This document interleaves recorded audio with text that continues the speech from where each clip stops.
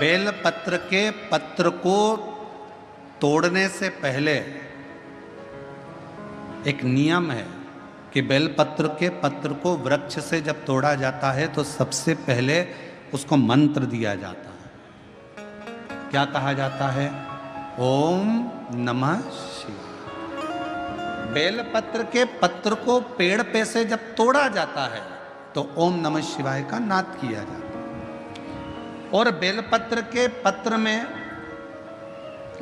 इसमें तो वो नहीं है गूठी, बेलपत्र का जब पत्ता टूटता है तो यहाँ एक गूठी आ जाती है। देखा है आप लोगों ने? जम के तो बोलो, देखा है? तो बेलपत्र के पत्र में जो गूठी होती है उसको भी जब तोड़ा जाता है, उस गूठी को जब अलग किया जाता है तब भी शिव मंत्र उसको दिया जाता है। ओम नमः शिवाय, ओम नमः शिवाय, ओम नमः शिवाय। वृक्ष पे से पत्ते को तोड़ा तो मंत्र दिया, गूठी को तोड़ा तो मंत्र दिया, और बेलपत्र के पत्ते को जब तोड़ा जाता है, मंत्र पत्ते को तोड़ने से पहले मंत्र प्रदान किया जाता है, और जब तोड़ा जाता है तो कहा जाता है, हे माँ पार्वती, हे माँ गोरा, चलो तुम्हें शिवजी ने बुलाया है मेरे कल्याण के लिए। माँ, आपको शंकर जी ने याद किया है, मेरे ऊपर बहुत दुख है माँ, कल्याण करिए, चलिए मेरे दुख को समाप्त करिए, निमंत्रण दो।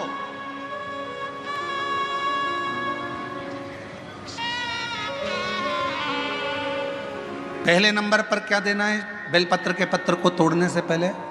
जम के बोलो, मंत्र। दूसरे नंबर पर क्या देना है बेलपत्र के पत्र को चलने का? जम के बोलो, निमंत्रण।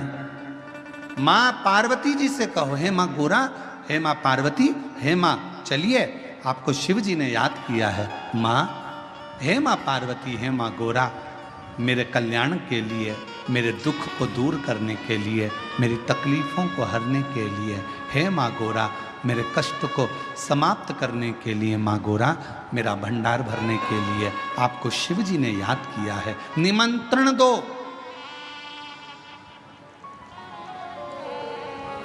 लेकर आए, फिर गूठी तोड़ी, फिर मंत्र दिया, ओम नमः शिवाय, नमः शिवाय, नमः शिवाय।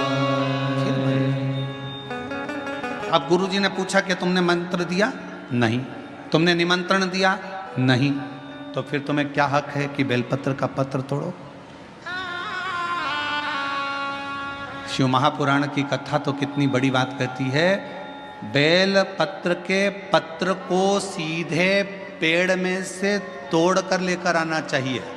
बेलपत्र की डंडी, कई माताओं की, कई भाइयों की आदत थी, बड़ी सी डंडी होती है, उसको वहाँ से काट लिया, तोड़ लिया, पूरी की पूरी डंडी तोड़ कर लिया है, फिर घर पर आकर उसमें से पत्तियाँ तोड़ ली, जो डंडी थी उसको पटक दिया। ना ना ना, ये गलत है,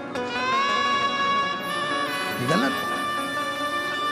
वृक्ष से पत्तों को निमंत्रण देकर फिर तोड़ा जाता है, और फिर लेकर आकर दूठी तोड़ते समय भी शिव मंत्र को दिया जाता है। कुछ नियम है बेलपत्र के भी, उसको धारण करना चाहिए। कुछ जैसे डॉक्टर की गोली खाने के भी नियम होते हैं। डॉक्टर साहब लिखते हैं कि सुबह ये गोली लेना, शाम को ये लेना, ये भोजन के पहले लेना, ये भोजन के बाद लेना, और सुनो इसको गर्म दूध से ले लेना, इसको पानी से ले लेना। अब मालूम पड़े तुमने सोचा कि मैं एक काम करती हूँ, कहाँ मेरा टाइम बर्बाद करूँगी, सुबह लो, शाम को लो, दोपहर में लो, तो तुमने सारी गोली एक साथ खा गई, और फिर डॉक्टर के पास गई, डॉक्टर साहब मेरे को तो आराम ही नहीं लग रहा, मैंने 3 बार 15 दिन से गोली खा रही हूँ, 10 दिन से गोली खा रही हूँ। डॉक्टर साहब ने पूछा गोली खा रही हो तो क्या तुमने नियम धारण करा? हाँ। क्या क्या नियम धारण करा? सुबह की गोली सुबह खाई, भूखे पेट की भूखे पेट खाई, भोजन के बाद की भोजन के बाद खाई? नहीं नहीं नहीं, मेरे पास समय नहीं रहता, इसलिए सारी की सारी एक साथ खा गई। डॉक्टर ने कहा इसीलिए तो दवाई असर नहीं कर रही है, दवाई खाने का भी तरीका होता है। आवाज़ सेट नहीं है भाई, दवाई खाने का भी तरीका होता है। दवाई को खाने का भी एक तरीका है। उस दवाई को खाओगे, आनंद पाओगे, स्वस्थ हो जाओगे, रोग मुक्त हो जाएगा।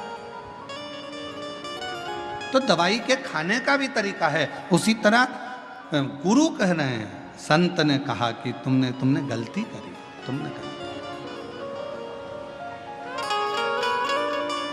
पहले मंत्र दो, फिर से बोलो, पहले मंत्र, फिर निमंत्रण, फिर दूठी तोड़ते समय फिर मंत्र, फिर ओम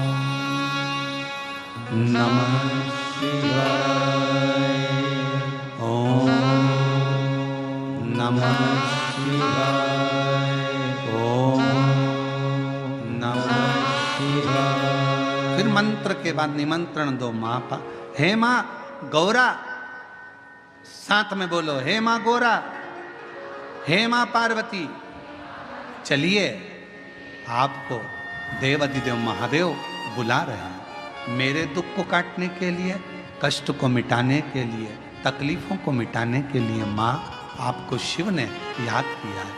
पत्र लेकर फिर शिव के पास चले।